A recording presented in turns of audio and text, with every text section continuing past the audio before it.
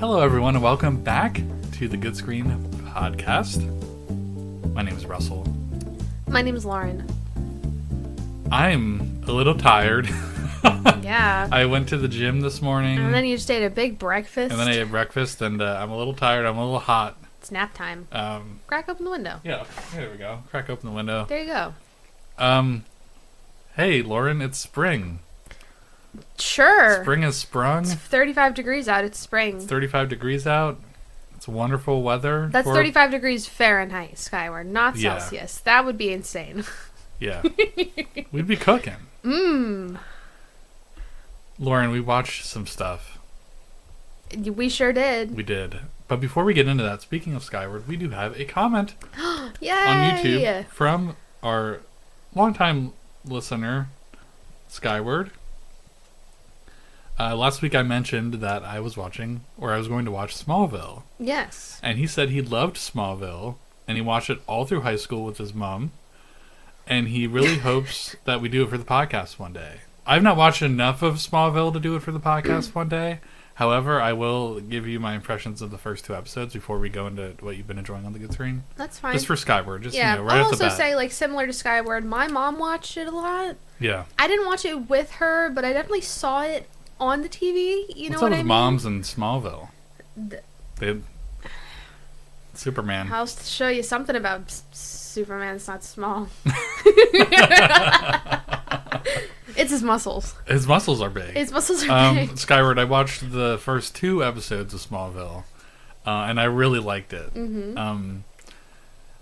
It was a breath of fresh air because we have so many superhero shows. It was nice to see This was pre-MCU. Right. It was before everything had to be connected and I'm sure there is some sort of it was on for I think 9 seasons. Yeah. So I'm sure it has a little bit of overlap with the rising of superhero stuff and whatever, but talk about a nice little time capsule of the early 2000s. Do you think that Amy Fleming watched Smallville? Maybe. Or did they get that in Canada? Probably. Canada. I mean, Canada? Yeah, probably. But either way, I don't think she watched any TV. She's so dedicated to her horses. Yeah, I think they make mention that they don't really have cable. They just have local channels. Yeah, they don't get Smallville. Sorry. Oh, poop. That would have been so cool.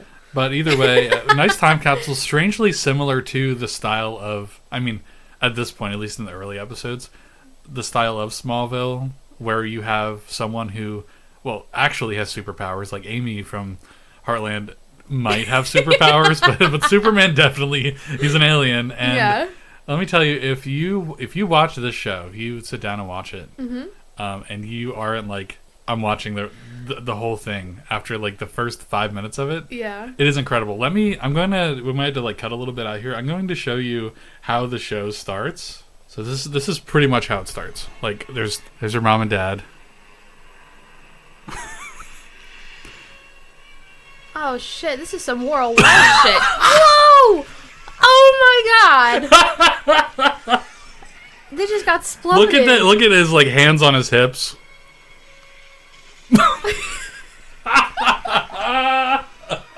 That's good. Wow. I'll probably keep that part. So they're dead? Yeah, and that's how the show starts. And then it's 10 years later or whatever, and Superman's in high school. Is that little girl Lois Lane or something? Lana Lang. Lana Lang? Yeah, I don't know what's up with that. And I think Lois is in the show later. Who the fuck is Lana Lang? Yeah, talk about having a rhyming convention you like as a male in a woman. What if we broke up? It's just alliteration, Russell. Yeah, I know. What if we broke up and the next woman's name that I dated was Goran Gabor,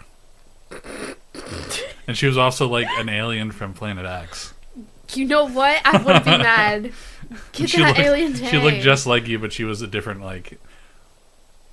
breed, I guess. An alien. She was an alien. She's just built different. But no, I really do like Smallville. I will watch it. The DVD that I got from the library was kind of poopy. It's a DVD from probably literally. Yeah, it was probably an original run DVD. So, and it was probably used heavily. So, I'm probably just gonna get it on Blu-ray one day and binge watch the We whole can probably series. find it at like a thrift store. Oh yeah, definitely that too.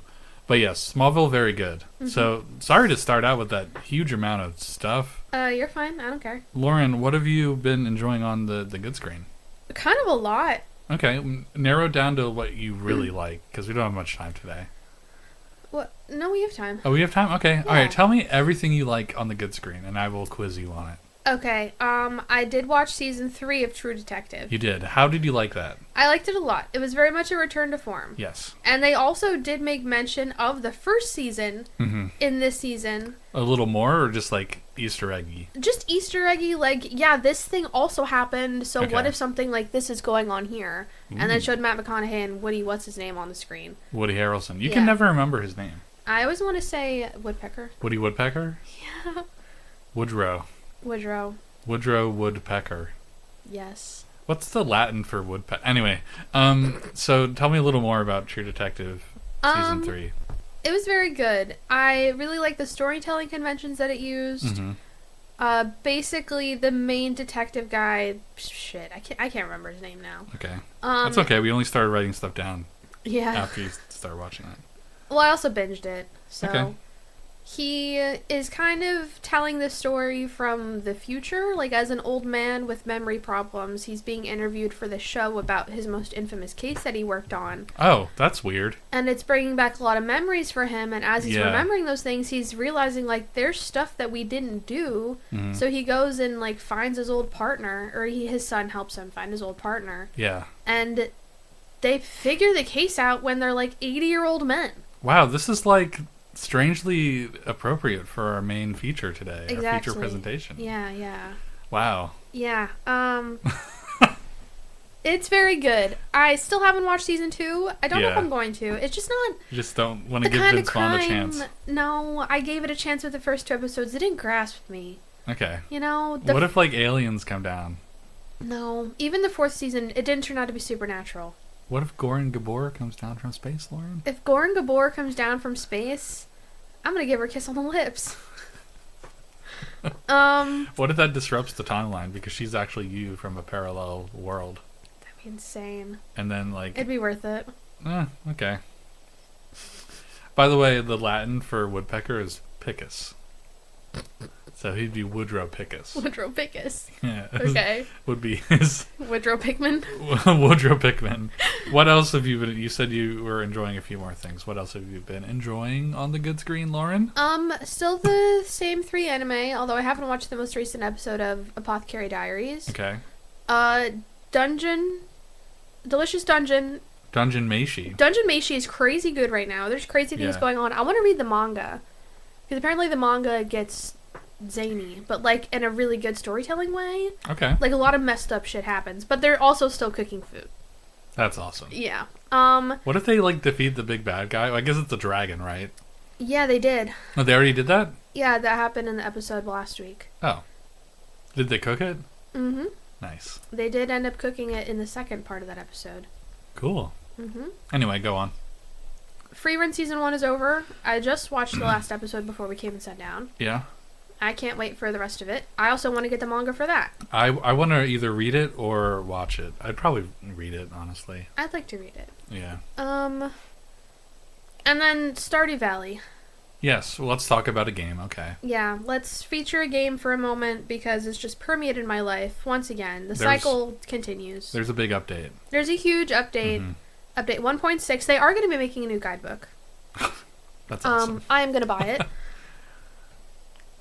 Just a huge content update. Yeah. Not quite as big as 1.5 was. But That there's you know of. That I know of. Maybe there's a little secret. I mean, there's lots of new secrets. Okay.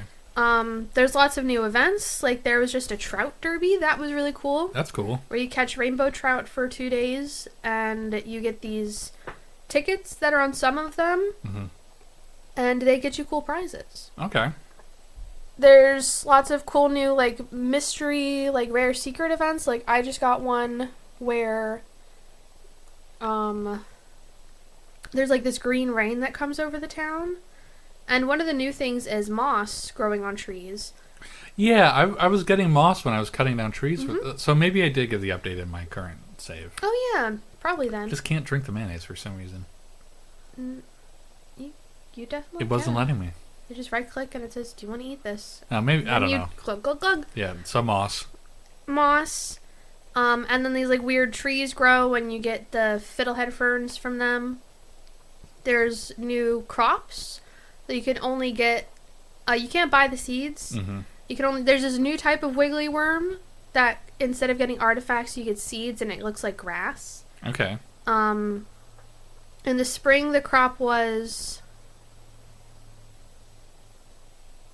What was it? I'm blanking. In the summer, it was squash. Okay. And the fall is broccoli. Oh, the spring's carrots. Carrots. Carrots. Oh, you know what? Duh. Yeah. The only thing they seem to be missing. And broccoli, I guess. That's awesome. Yeah. There's another one, but I haven't found it yet. And then there's a new whole type of farm where you start out with a coop and 2 chickens. Yeah. How do you like that? I like it. Mm-hmm. It's a good way to make money quickly.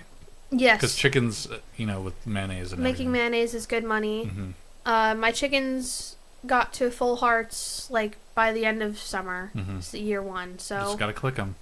Just gotta click them and let them outside. And there's also this new blue grass that grows on this special farm that animals really dig. Cool. And I also just got a barn with some cows. Their names are Otis and Silo. Otis. And yeah, I'm enjoying it a lot. One might say I'm once again obsessed. You've been playing it on your laptop.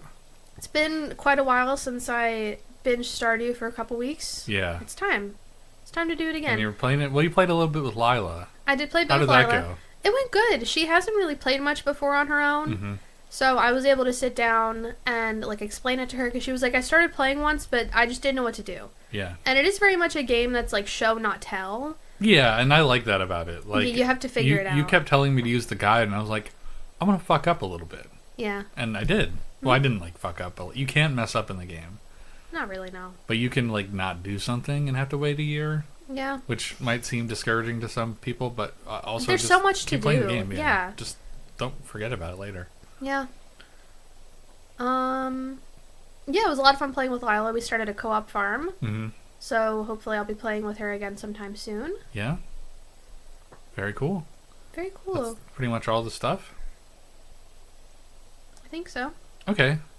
Yeah. Since we're talking about games, I'll start out with a game for me.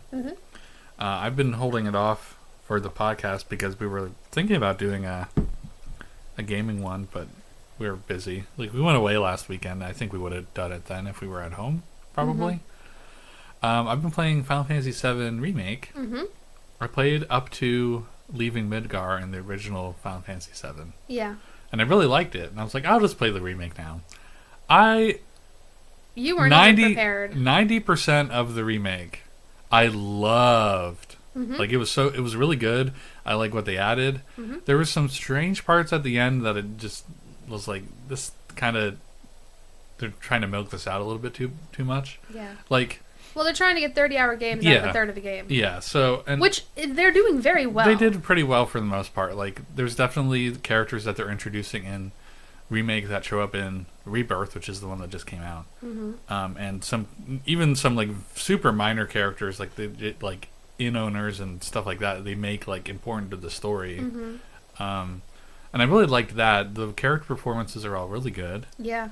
And the gameplay's fun. I kind of sucked at it, but I put on easy, and then it was too easy, so I don't really understand about that. But either way, so I finished that, and I liked it. And I started just yesterday, because I took a little bit of a break.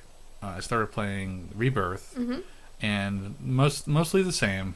I feel like it's more open-ended, and I don't think I told you about this yet, but I got to the open area. Okay. Or one of the open areas. Yeah. Apparently, like, the smaller open area, which is concerning. And is it really big? It's not, like, big. It's just, like, it turned into an Ubisoft game, like, very quickly. And I was like, oh. Boobysoft. So, they even kind of, or, like, it wants to be too many things, I think. It wants to be a lot. It wants to be a lot, and that's fine. I mean, I spent a lot of money on the game. Might as well get my money's worth out of it. Games are expensive.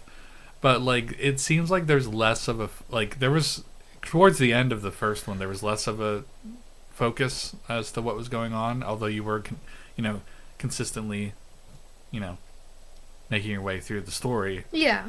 This one, like, you get out to the open area. It does, like, the Breath of the Wild, like, seeing the world for the first time, even though you were in a town before, so how did you get there?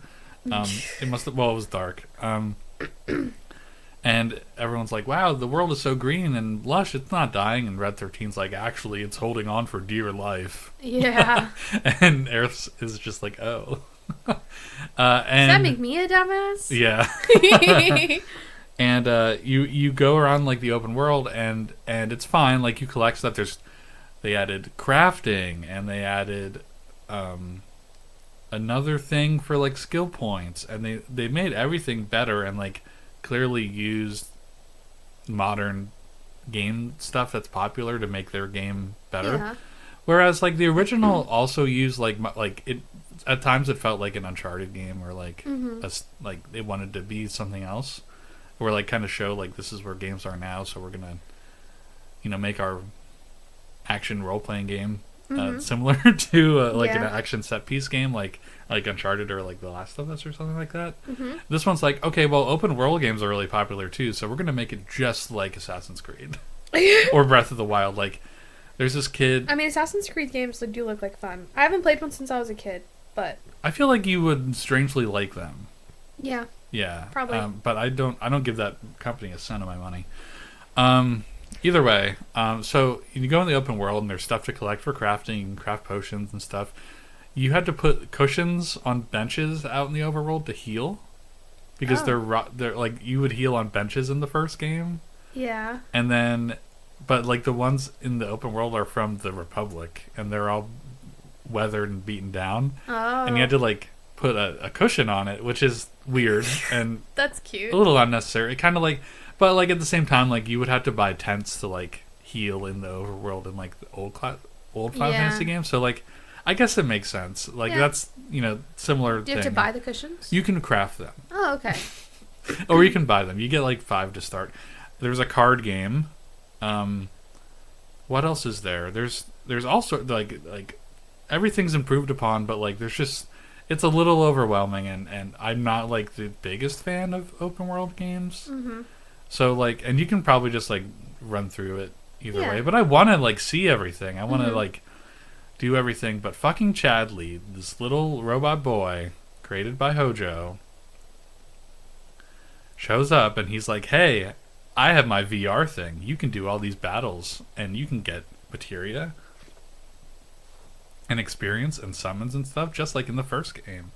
But there were only a few in the first game. Yeah. And now there's like, I opened up the VR thing like 4 hours into the game, and there's like VR missions tutorializing how to use each character 4 hours into the fucking game. And I'm like, what is going on here? And then he's like, oh, also you can like activate these towers and it'll show you optional objectives in the map. And I'm like, okay, this is an Ubisoft game now. I don't know. I'm going to be playing this game for like 4 months. So like, I will probably never talk about it until I beat it again. But like, it's a lot. And it's just like a lot of stuff came out, and there's a lot of other things I'd like to do. Personally, like games or not, like I kind of like, last night I almost just turned it off and played Pikmin 4. Yeah, turn your brain off. Yeah, use my brain in a different way. That I would say Final Fantasy VII was like brain turned off, but also like sensory overload. Yeah. But it's very fun. Either way, it's impressive that they managed to make such a big game. Yeah. Which is cool. So that's the game I've been enjoying. That's awesome. And I went, and as for other things on the good screen, and I guess you watched most of it with me too. I watched a TV show, a whole TV show. Yeah. In a week. You watched the first 2 episodes on your own. You caught me up to speed, and we watched the rest together. Yeah, I watched Mare of Easttown. Yeah. It takes place in our backyard. It does not take place in our backyard. It takes place about an hour away from where we live. Russell, this is America. That's basically our backyard. That is basically our backyard. They go to Wawa, for God's sake. Yeah, it's very silly. It's not very silly. No, it is very serious. Yeah, but it's a TV series on HBO. Released in 2021, but judging like by it was filmed before that. it was definitely filmed in like at least 2018, early 2019 at the least. Because they had the old cups and inspection stickers all said 19. Yeah, the first thing that made me realize that it was at least 2019, early 2019, was the Wawa redesigned their cups. Yeah. In I think 2019, and they had the brown and red Wawa cups, mostly brown Wawa cups, and I was like, what's going on here? Yeah. So. Yeah, strange. We never saw them in a Wawa, though. They never went into the Wawa. They probably didn't get rights to film in a Wawa. Yeah, but that's not what this story is about. Mare of Easttown is a story of a small-town detective with a complicated family who is tasked with investigating a murder while juggling some heavy family stuff, to say the least. Yeah. That's how it starts. What? You have like a weird little... There, you got it. I got it? Okay. Something on my mouth. So, it stars Mare, who's Kate Winslet. Yeah. From Titanic. Yeah. and other stuff. I kind of recognized her at first, but I was like, who is this? Yeah. But it's Kate Winslet. Yeah. You would never know. And Evan Peters, which I think was her detective partner. Yeah, what was his name? Zeru? I forget. Zer. I didn't write it down. Colin. I know his first name was Colin. Colin. Let's just say Colin. I don't like him as an actor. Yeah. I don't like his performances. But he did well in this one. He definitely gave the awkward, I like MILFs vibe. Mm-hmm. But... He's a silly guy. Yeah. I don't like that actor. I liked him in American Horror Story, but that's probably the only performance that actually suited him. Okay. Yeah, but the acting's phenomenal. Kate Winslet has like the Delco accent. Yeah, she nailed that. You would think that like head. Yeah, you'd think that she like was from around here. Yeah. Like that's really hard to do. I mean, it's very subtle. I don't really have it myself. Apparently Lila has it. Did I tell you this story? She was on the phone with someone the other day. Yeah, Lila does have it. Yeah. And they were like, "Are you from either like this one part of Canada or Pennsylvania?"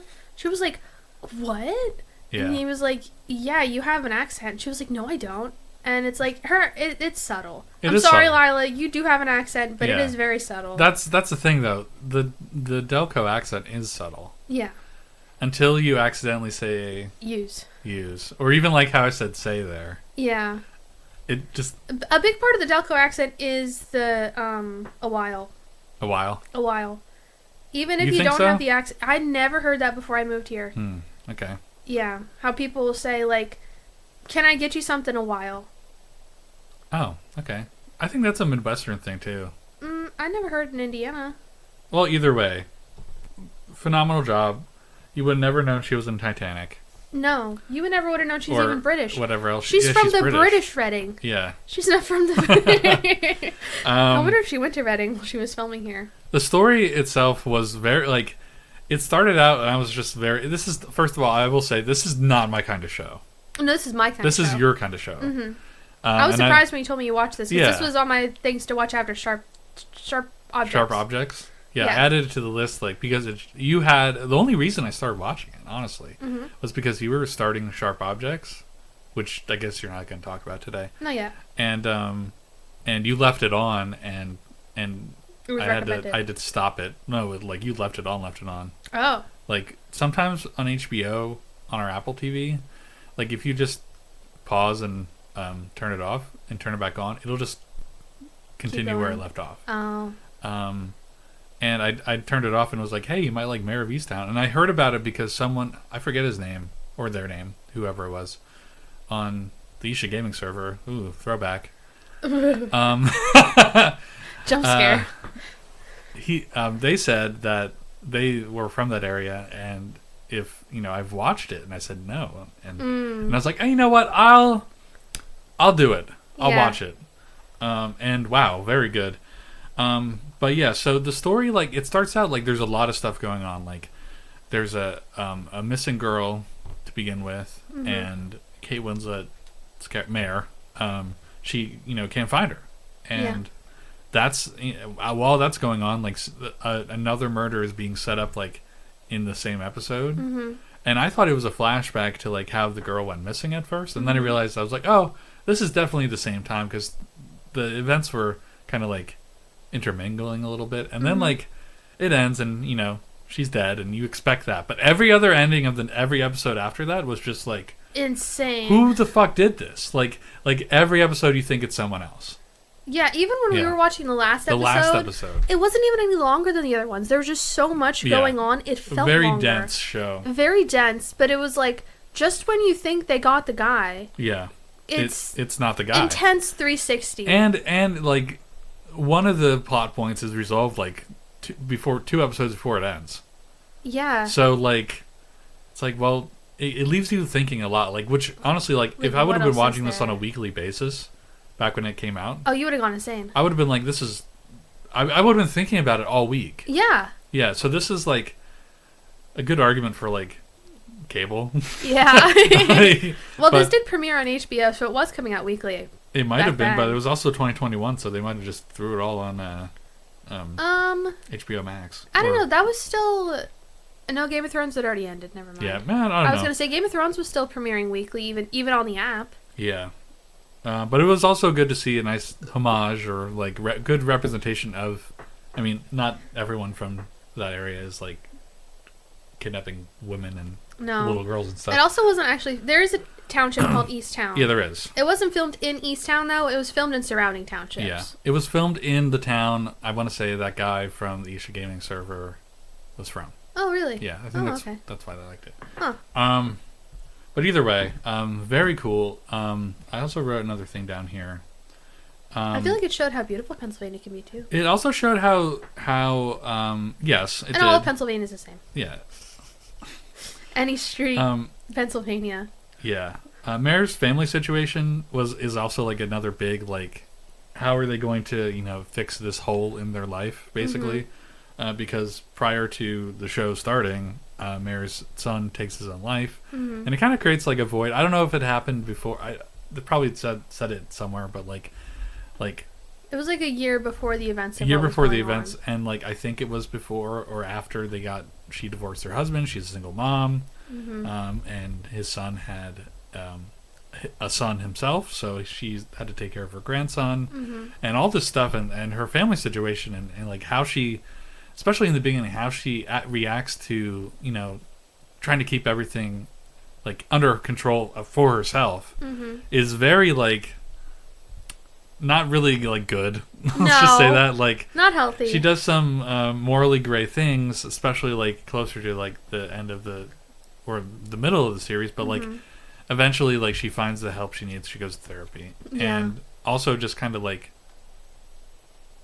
there's a point in the show where like everything just sort of clicks for her, and she's put into situations where she has to basically react to a situation that scarred her in a more calming way, and that's when like she's getting better, basically. But that's spoiling too much. And I really liked how they handled that. It felt very real. Yeah. Mare and her mom, oh my god, I love their relationship. I told Lauren while we were watching it, I was like, they remind me of my mom and my Nana if they never found like Jesus. But truly, like even with them having found Jesus, they're like quips maybe and a little stuff. bit, yeah. It was so fun. They live together too. They both live together now. Yeah, the grandma definitely reminds me a lot of your Nana. Yeah, the grandma reminded me of Nana. I'll be telling her. I'm going to visit them later today, and I'll be telling her all about the show. There was. I always look for. Well, I don't always look for. I decided to search for a theme in the show, and I decided that the theme of the show was had themes of like forgiveness, closure, and grief, and an overall therapy positive story. There's also like, not to kind of debunk something for somebody who might be interested in watching this. There's also like a more positive light on organized religion, in a way. In a way. It's definitely not like a what's it called? Like wow, look at that kitty diddler who's with the Catholic Church, stuff like that. Like you think it's going there, but it's not. It's not advocating for the church, but it's just showing there are good people. It's showing that there are good people. Even though like halfway through the series, you totally think it's definitely the well, because if you put it in perspective, Pennsylvania is a very religious state. It is. There are a lot of religious people and churches and stuff just because Pennsylvania's so old. Yeah, and a lot of those people, like I did IT support for a convent at one point, And they were the nice people on Earth. Yeah. But, like, for every, like, one priest who touches kids and gets in the news, there's, like, thousands of good priests and sisters and nuns and stuff like that. So, I don't know. Yeah, very good show. Wow. I definitely don't think I'll be seeking out stuff like this. Although I did read Sharp Objects, so it's been a while. You'd enjoy watching it. I'd probably enjoy watching it. It'd probably good. all like click in place again. Mm-hmm. Although it's been almost, I guess, 10 years since I read it. So it's a short book though. But yeah, very good screen. This could have been its own episode. Probably. Yeah, even though we don't really do TV stuff as like our feature presentations. Mm-hmm. But yeah, that's what I've been enjoying on the good screen. I feel like this has been going on for a while. We have a lot to say today. I guess so. We were really showing you that we're a 2-week podcast. We have a lot to talk about. And next week won't be any different, I'm sure. So probably not. Yeah. Going on a little TV binge. Wow. Okay, Lauren, let's go ahead and start talking about our feature presentation. Our main event. Oh, God. The Notebook. Ugh.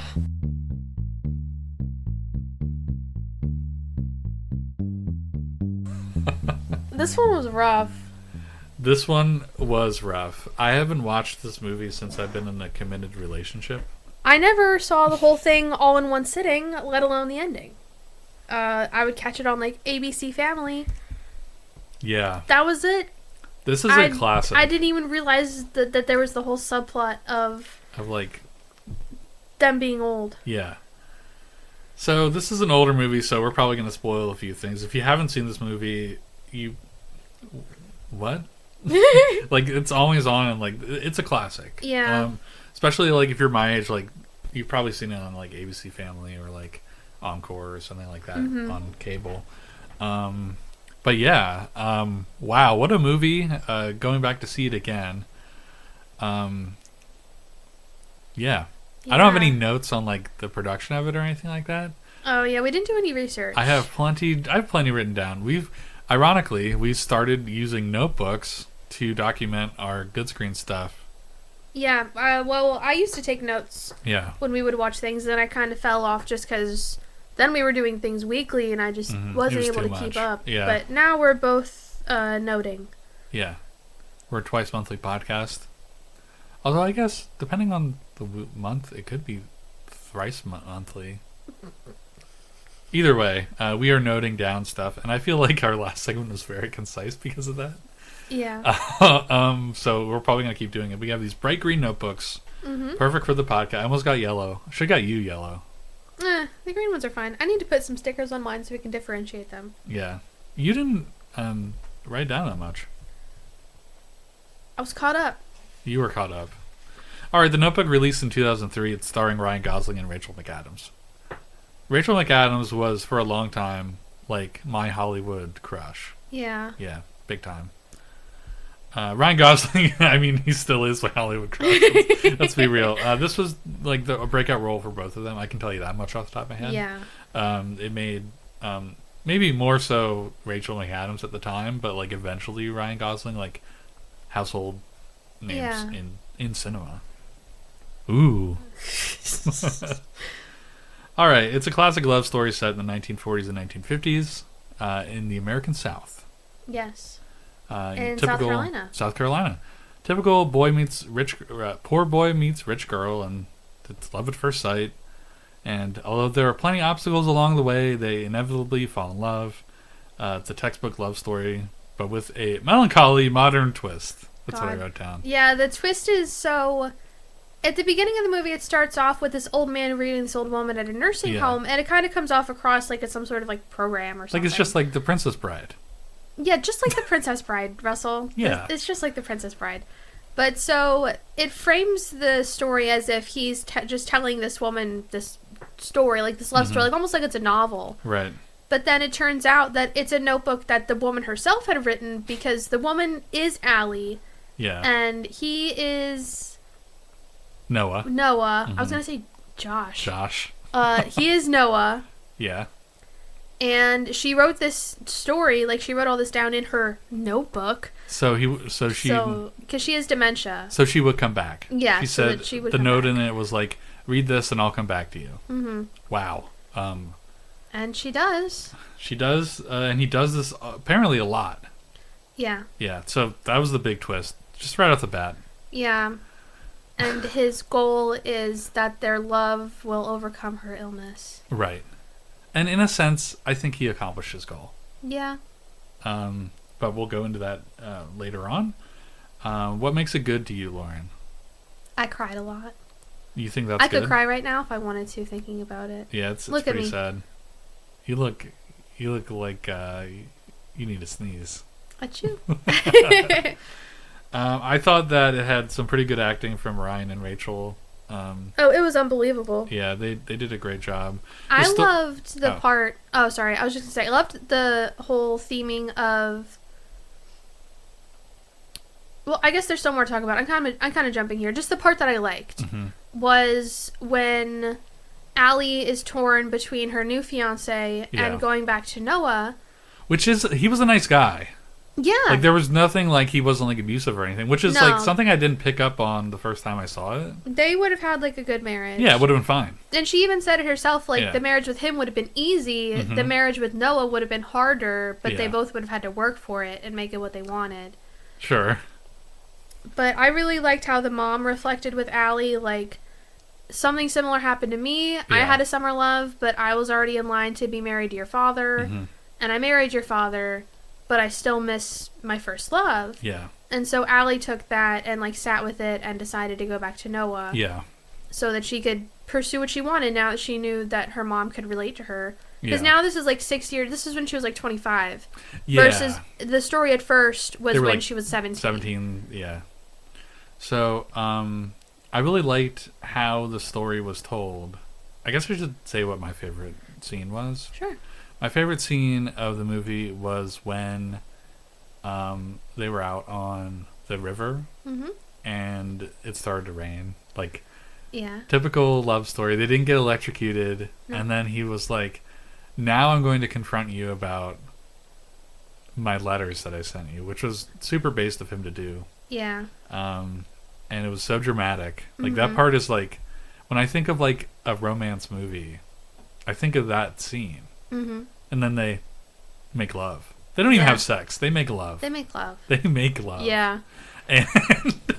And but before that, that's not, like, my favorite part of the movie. Yeah. But, like, just before that, like, that, like, the passion before the making of the love. Yeah. It's just a very, very powerful, very not real. Like, I can't imagine, like, keeping myself composed in a situation like that. First of all, I'd be too worried about, like, getting struck by lightning.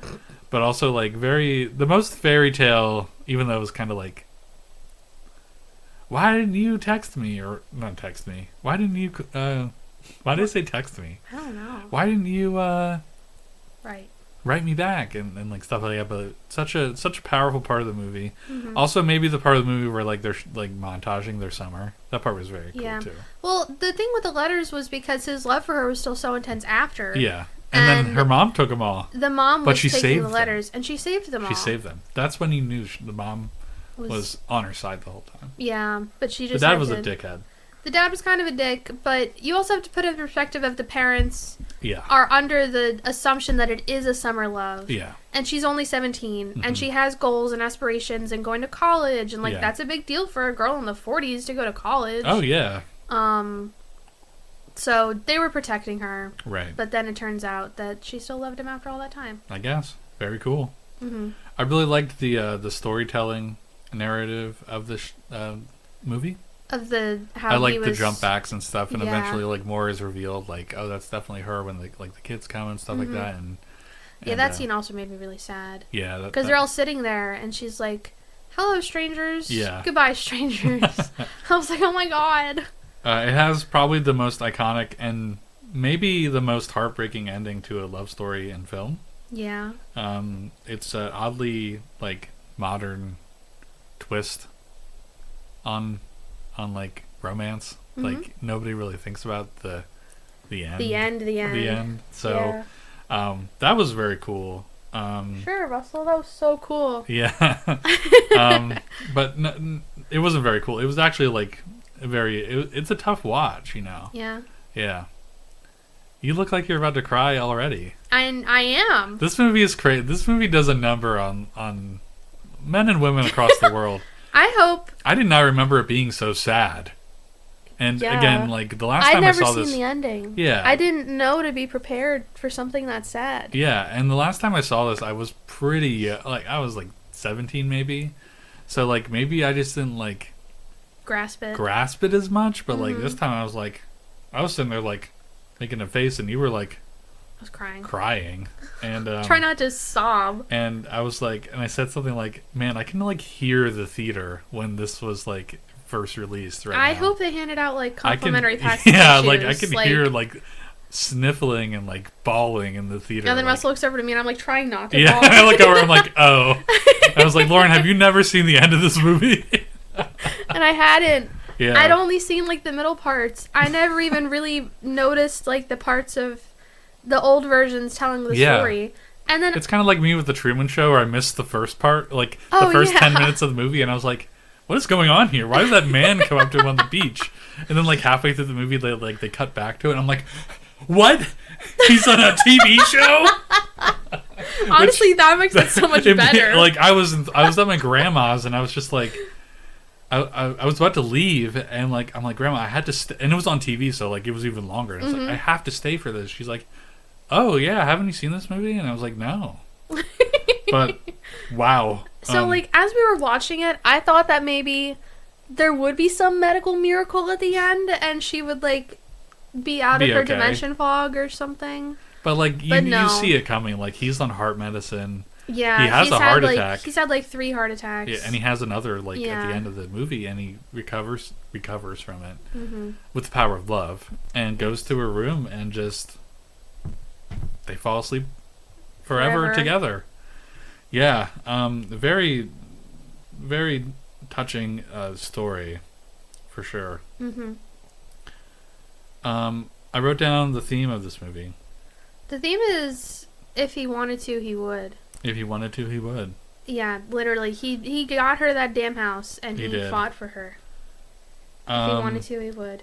I wrote down that the theme was always having a one true love, and still pretty touching, although I see like the relationship itself was like a lot of bumps in the road. Well, yeah, they even admitted that. Yeah, they admitted it, but like it seemed a little chaotic through today's lens. Like I don't know if I'd put up with that.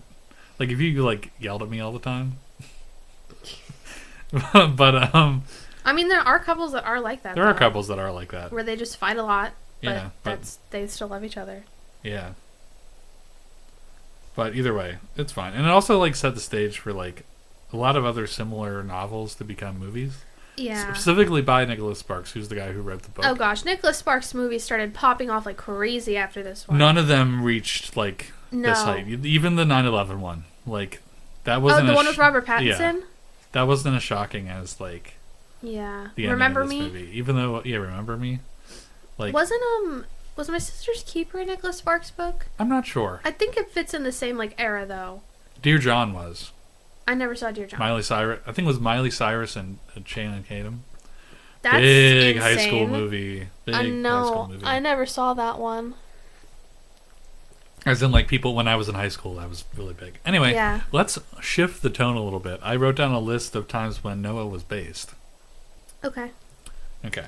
You're just going to describe the whole movie? Yeah, the whole movie.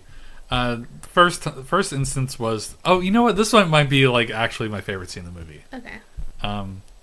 Like, from, like, this is kind of cool part. When he climbed the Ferris wheel at the beginning to ask her out on a date. That was unhinged. Yeah, and he threatened to jump off.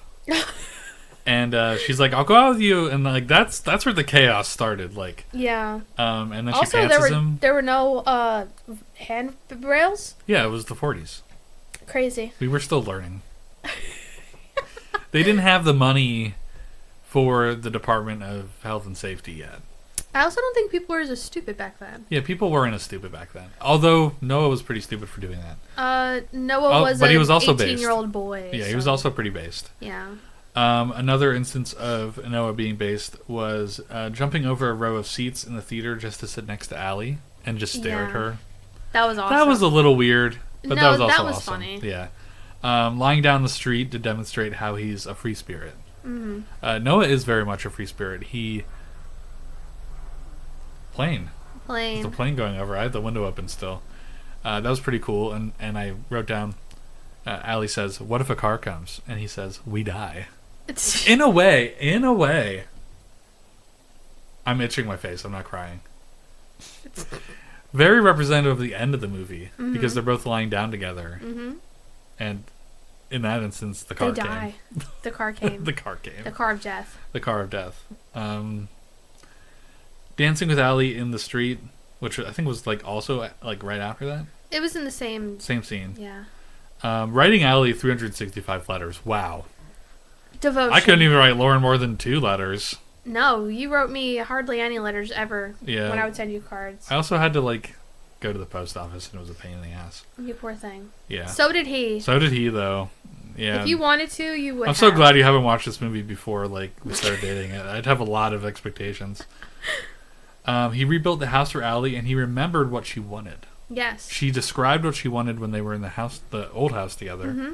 And he remembered all that time. Yeah, white with blue shutters and the room on the river. The painting room on the river. Yes. Yeah, very cool. I also added that it was pretty base for him to get drunk for 10 days after building the house and contemplated burning it down. Yeah. That was... And then he had it for sale, but then he didn't sell it to anyone. Yep, that was cool. I almost shot a guy for asking too much for the house, which I thought was really also funny. Just the price that they were saying for the house, how they wanted to buy for $50,000. Yeah. Shit. God, I'll buy that house. Yeah, I'll buy that house. When Allie came over and he put flowers on her pillow that led to the painting room. She painted naked in the morning. No, he had the flowers in the note, but then there was arrows on the floor. Oh, arrows, yeah. Yeah.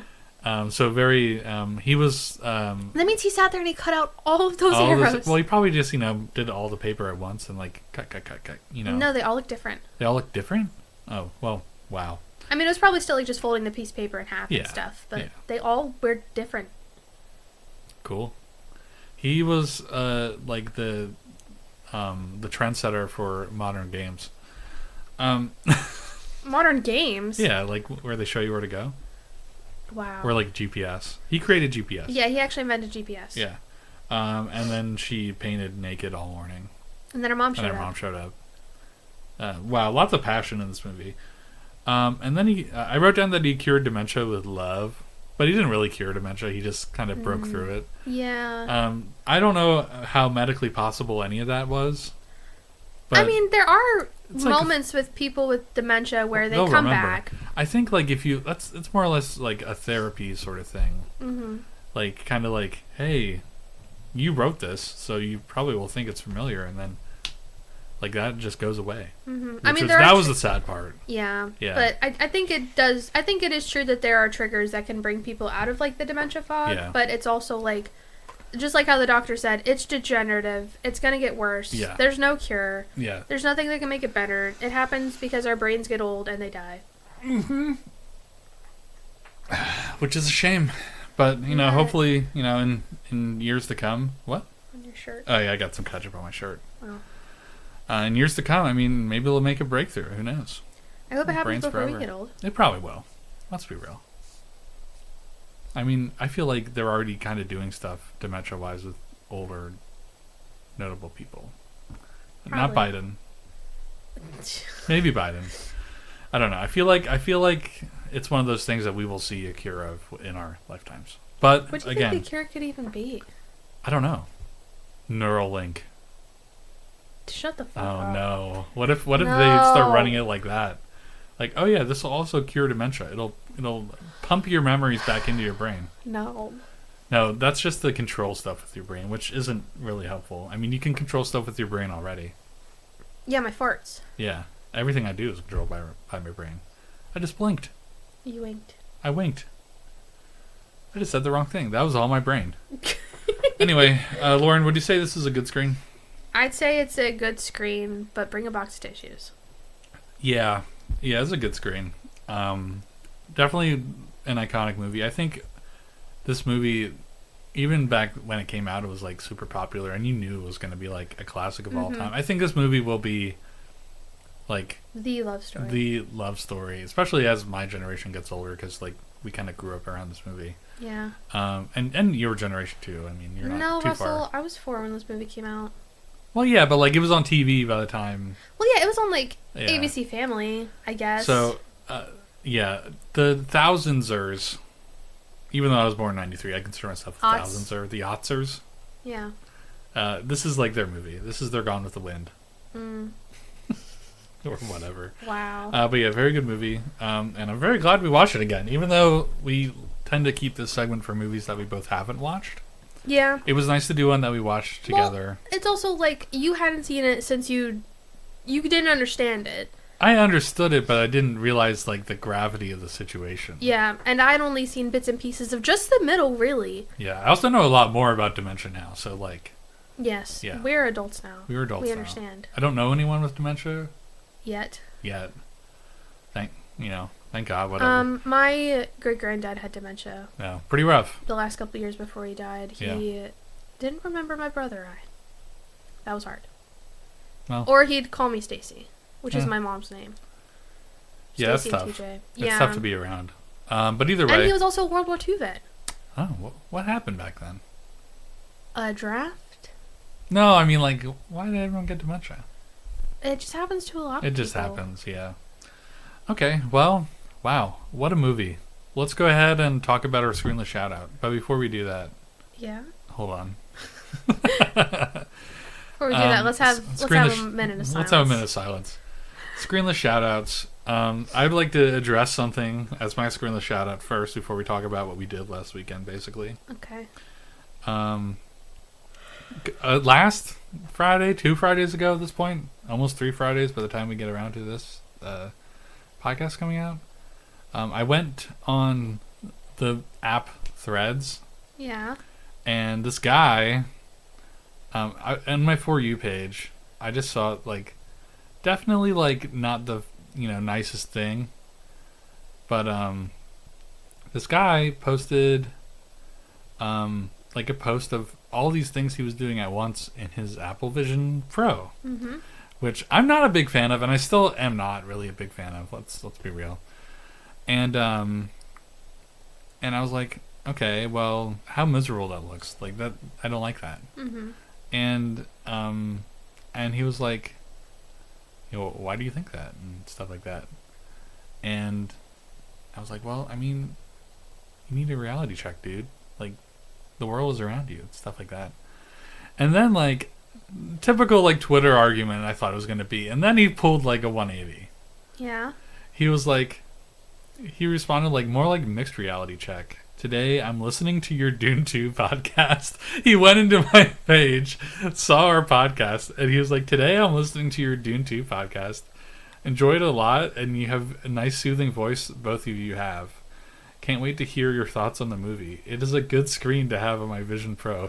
He totally... I've never been owned this hard on the internet, and like in such a nice way, and I felt he's such a nice guy. I felt like such an asshole after this. You kind of were being an ass. I was being an ass, and I just decided to stop using Threads while I was at work. Yeah. Because, like, I guess I'm in a bad mood when I'm at work. Mm-hmm. But yeah, and then he posted a picture of, like, our podcast in the little, like, Vision Pro. Vision thing? Yeah, like. Yeah. Yeah, and I felt like such a dick. I subscribed to him on, and I was like, who is this guy? And he's a YouTuber. Yeah. He does, like, Mac adjacent or Apple stuff on YouTube. So, like, I am a fan of Apple. I have an iPhone. I have an iPad. I have, everything. Yeah. Not everything, but, like, I have. We have a lot of Apple products. Yeah, and they all work very well. I just don't. I don't like the Vision Pro, but, like, whatever. He looks like he's enjoying it. Let's just say that. Mm-hmm. He also liked Pearl Jam, and I mean, Pearl Jam's pretty cool. He was listening to Pearl Jam, and I was like, what the fuck are you doing? Was it the Pearl Jam album that came with iTunes that one year? No, you're thinking of U2. But yeah, very nice guy. On Threads, he's Fondo. AY Fondo. I think his YouTube channel is different. I'll link it in the... He has like 500,000 subscribers on YouTube. Whoa. So, like, it's not like I need to link his YouTube channel on our podcast or anything. But, like, Oh my gosh, the YouTube videos like are produced very well. Really? Yeah, very very interesting like way he produces his videos, and he edits them in his Vision Pro. Whatever, dude. You know what? You're my screenless shout out this week. Even though this is all about like your Vision Pro, which is a screen, he's my screenless shout out. That's A awesome. Fondo. I think. Hold on, let me double check what his. Let me see. I don't have Threads on here anymore, so I can't check. But A Fondo on Threads is my screenless shout out. Seems like a nice guy. Enjoy your Vision Pro and your fine woven cases you're getting on like half off on Amazon, which is the thing I see him posting about all the time. I haven't communicated with him since then, but we resolved it. I said I feel like I feel like an ass, and like I subscribe to your channel. Basically. That's very nice of you. It was very nice of me. Yeah. Yeah. Okay. All right, what's your screenless shout out, Lauren? My screenless shout out is the weekend we had last weekend. Okay. We spent 24 hours in Pittsburgh. Mm-hmm. Pretty much exactly. Yeah. And we saw a professional women's hockey league game, and it was incredible. It was awesome. It was so much fun. Yeah. It was very funny to see a game, any sports game, of two cities that weren't the city that you were watching it in. Yeah. And there were also a lot of people. Well, there was a lot of people. It was nearly sold out. Yeah. I remember when we first sat down, and it was like the first period was starting. We were like, there's not. It's like half full, maybe. Yeah. But no, It got full. It got full. Yeah. And I also accidentally got us incredible seats. Yeah. Like in our own private like lounge. We were in type the thing. Captain Morgan lounge. Yeah, we were at the Captain Morgan lounge at the PPG Arena. We could have just sat up at the bar the whole time. We could have. I liked where we were sitting though. Yeah. We are not Pittsburghians. No. Pittsburghers. Pittsburghites. No, I don't like that one. Pittsburghers. Pittsburghers probably. That's good. We are closer to Philliers. Yeah. But also I don't. We're Philadelphians. I'm not really like a Philadelphia guy myself. Like sports Yeah. teams, whatever. You know, I'm close Sports to it. teams, yeah. But Pittsburgh, like you could tell, like very compared to Philly, very quiet city. First of all. Yeah. And it was St. Patrick's Day. It was St. Patrick's Day weekend, which we didn't realize when we first got there. Yeah. But apparently, according to our friend Will Party, a lot of people from that area were down in DC that weekend. Yeah, there was a basketball game. Well, and just a lot of like Pitt students were down there. He saw for St. Patrick's Day. Yeah. That doesn't mean there wasn't anything going on in Pittsburgh, but it was just going on the other side of the river. Yeah, yeah, and we only stayed in the downtown. Well, again, we were only there for 24 hours, but I really did like it. You know what's funny? I did see I was scrolling on Reddit the other day, and I did have this one thing like recommended to me, like this post about on the Pittsburgh page, on r/Pittsburgh. It was recommended to me about somebody asking about if Pittsburgh really is a sleepy city, and somebody said that Pittsburgh is closed during the winter, and that like March through like October is peak Pittsburgh season for people like be out and about. Yeah. But I guess the winter is just sleepy. It's sleepy because it's surrounded by rivers and they probably get a lot of snow. Yeah, probably. But yeah, very very cool city. Lauren is a Penguins fan now. And I've never once seen a Penguins game. I am very much a person of the moment, and in that moment, we were at PPG Arena, and I got an iceberg plushie. Yeah, Sue you me. did. And a hat. And a hat. Yep. Sue me. You know, and some stickers for my journal, which I still need to write in. It is a fun town for sports. And like I didn't even Oh realize my gosh, that, like, yeah, you could walk to the 3 different huge football, baseball, and hockey, and they're all a 20-minute walk from each other.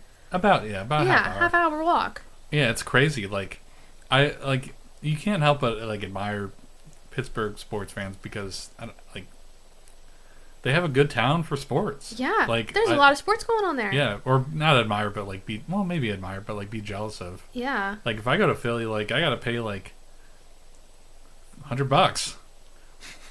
Yeah. But I also get to see the Phillies, which usually are better than the Pirates. But we are going to see the Phillies in a couple weeks. We're seeing both of them.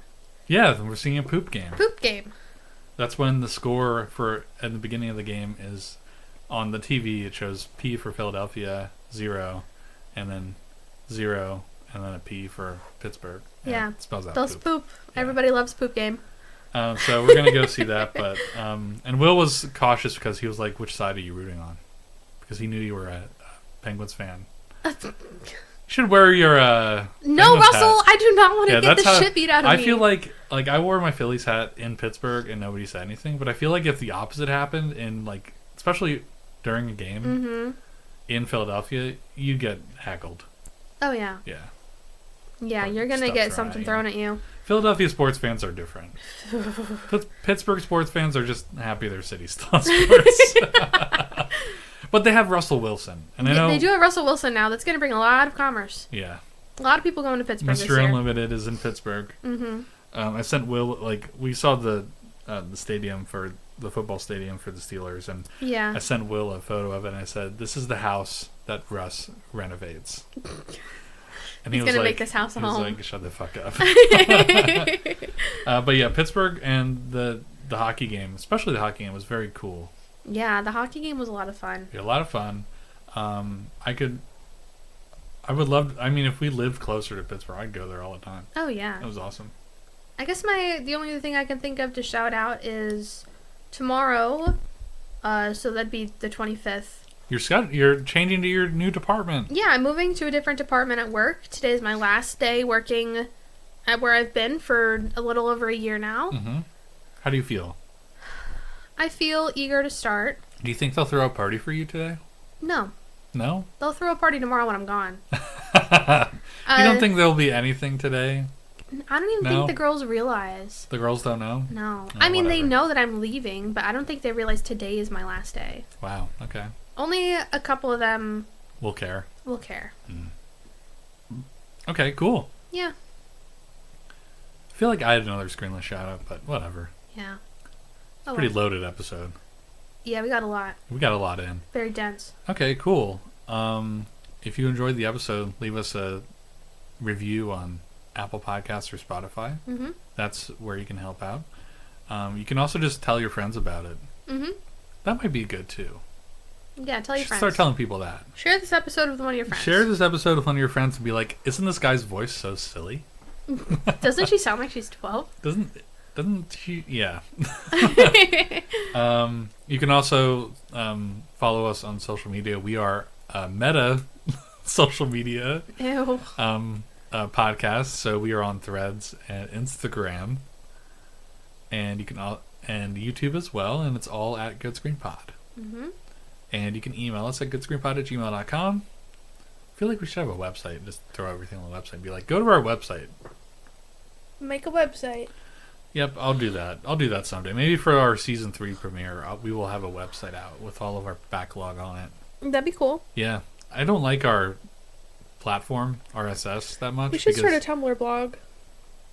Post everything on there. I tried to do that, but like, I don't really like Tumblr. Maybe there's this like semi-open source, like, I don't know, open source is the right word, but like independent blogging site called Pika that's out right now. Never heard of it. It's pretty new.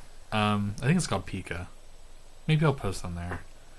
But yeah, anyway, thank you all for listening. Next week, what do you want to do next week? Goofy movie? We need to make another wheel. We do need to make We've been talking about this for a month. Yeah. Off the top of your head, what do you want to watch? Donnie Darko. Donnie Darko? The one that we kept getting on the wheel? Yeah. Okay, we can watch Donnie Darko next week. That'll be crazy. Yeah.